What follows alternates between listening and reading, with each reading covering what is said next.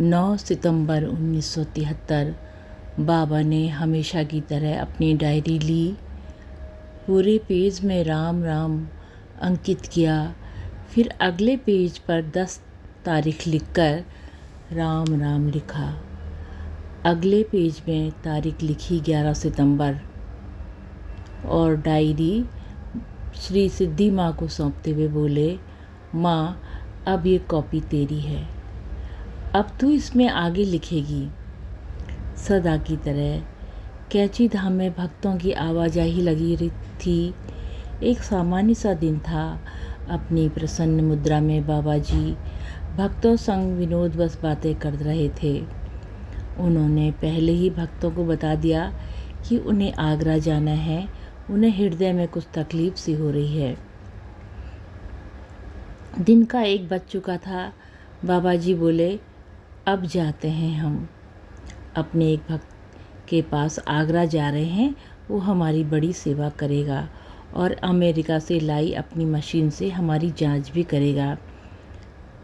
श्री सिद्धि माँ ने रास्ते के लिए एक छोटी बाल्टी में गंगा जल और एक थर्मस में दूध रख दिया। भक्तों की भीड़ उन्हें प्रणाम करती जा रही थी और वे बार बार कहते जा रहे थे, आज हम सेंट्रल जेल से रिहा हो रहे हैं। सदा की तरह उनकी विनोद भरी बातों से हास्य का वातावरण छाया हुआ था। भक्तों संग श्री हनुमान मंदिर में भावपूर्ण मुद्रा में हाथ जोड़े नमन करते रहे। अचानक बाबा का कंबल नीचे गिर गया।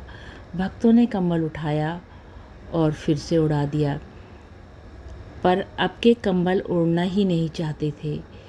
बाबा जी आगे मंदिरों के दर्शन करते हुए तेजी से गेट की ओर बढ़ रहे थे। और यहाँ फिर से कंबल गिर जाता है, पर किसी ने इस ओर ध्यान नहीं दिया। जहाँ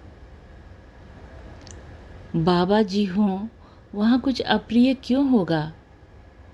बाबा जी ने कंबल धारण करने से मना कर दिया और कार में रखवा दिया।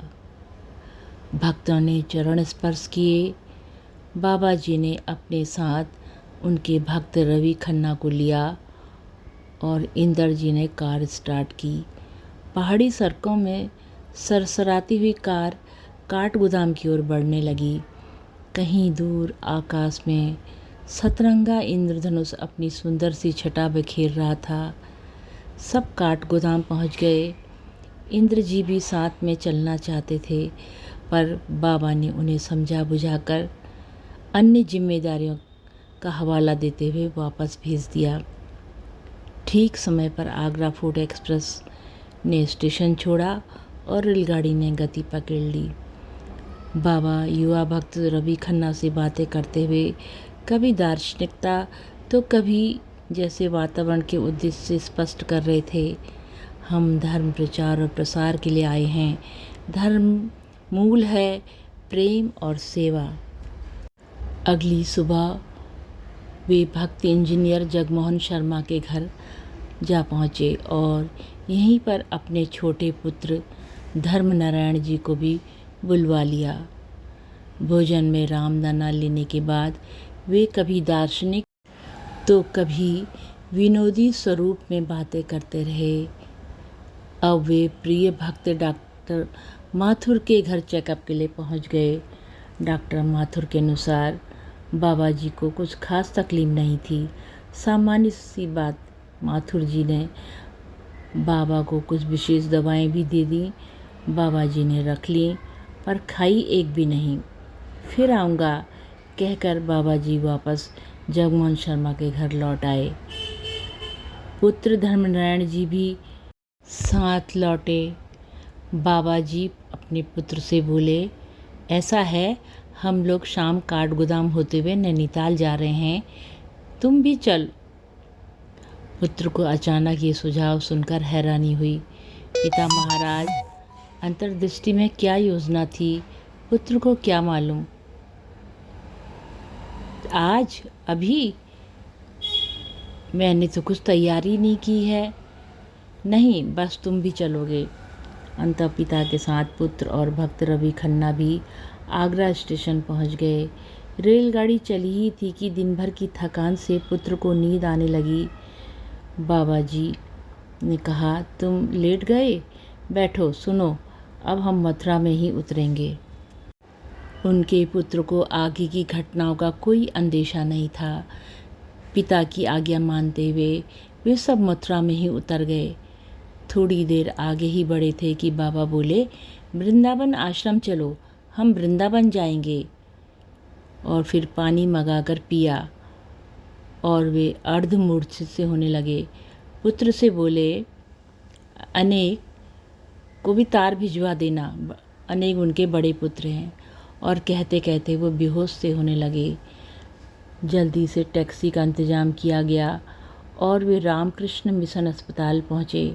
ऑक्सीजन लगाई गई, रक्तचाप लिया जाने लगा। तभी बाबा जी ने अपने हाथों से ऑक्सीजन नली हटाते हुए कहा, सब बेकार है। पुत्र से कहकर पानी मंगवाया। पुत्र ने हाथों सहारा देकर पानी पिलाया और धीरे से लिटा दिया। फिर बाबा जी ने जैसे गहरी निद्रा में सोते हुए धीरे से कहा, जय जगदीश हरे, और महान संत का शरीर शांत हो गया। रात्रि 1:15।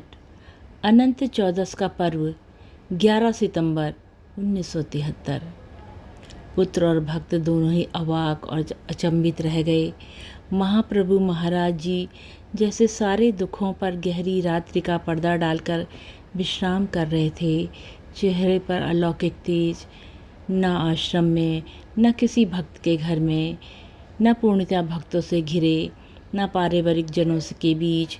धन्य है महाप्रभु आपने इस घटनाक्रम को भी इस प्रकार संजो कर रखा कि आध्यात्म और गृहस्थ जीवन के दायित्वों की पराकाष्ठा को संसार के सामने फिर महानता से प्रकट कर दिया।